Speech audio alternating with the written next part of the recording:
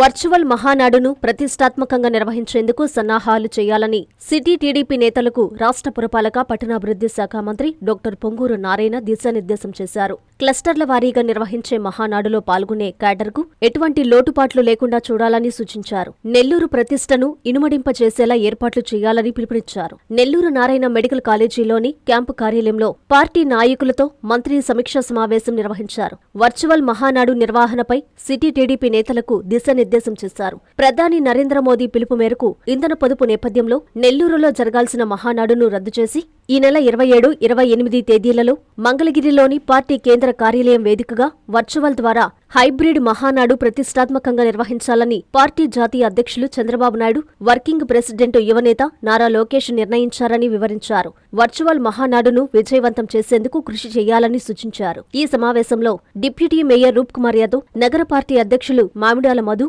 రాష్ట్ర బీసీసీఎల్ ఉపాధ్యక్షులు ధర్మవరం సుబ్బారావు, కార్పొరేటర్లు, క్లస్టర్ ఇన్ఛార్జీలు, కో క్లస్టర్లు, డివిజన్ ప్రెసిడెంట్లు మరియు టీడీపీ నేతలు పాల్గొన్నారు.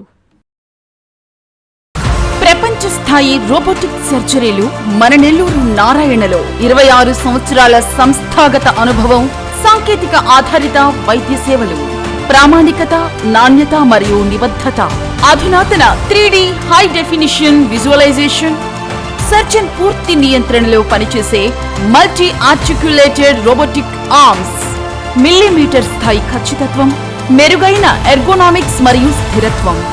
నారాయణ రోబోటిక్ సర్జరీ తక్కువ నొప్పి, తక్కువ రక్తస్రావం, వేగంగా కోలుకోవడం, త్వరితంగా డిశ్చార్జ్. నెల్లూరు పరిసర ప్రాంత ప్రజలకు అందుబాటులో కలదు.